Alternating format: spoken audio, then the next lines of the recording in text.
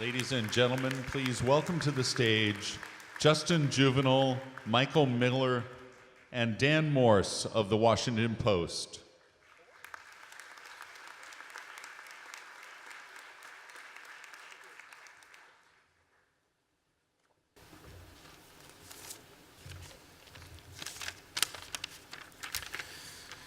Good evening.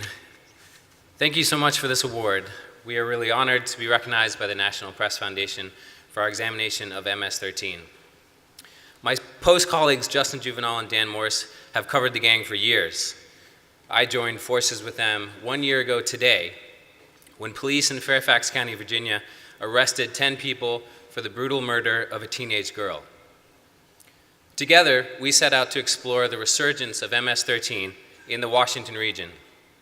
Damaris Reyes Rivas had come to America to escape gang violence in El Salvador, but instead of safety in the Washington suburbs, she found death.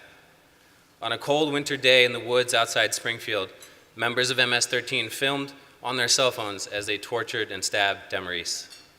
She was 15 years old. Her killers weren't much older. Of the 10 arrested, all but one were teenagers.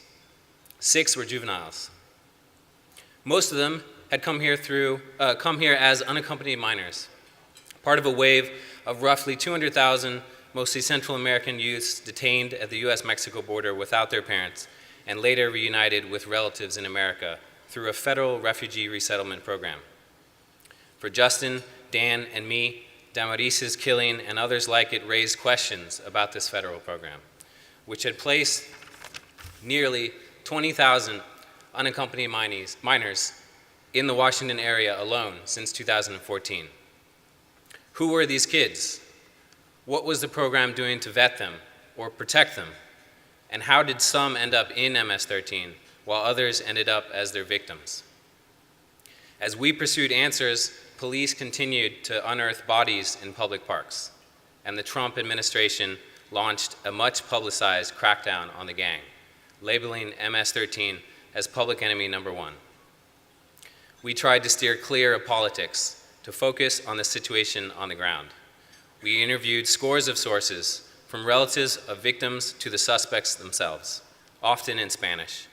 And what became clear was that the gang was indeed on the rise. Dozens of unaccompanied minors in the DC suburbs have been pulled into its orbit. At least 30 killings in the Washington area in the past 2 years have been linked to the gang. And it is immigrant communities that are living with the reality of this resurgence. The work we did wouldn't have been possible without our excellent researcher, Jennifer Jenkins, and our editors, Linda Robinson, Mary Pat Flaherty, and Maria Glad, whose coverage of MS-13 more than a decade ago showed us how it should be done. We are also especially grateful for the support of the Post's top editors, particularly Mike Semmel, Cameron Barr, and Marty Barron. Thank you.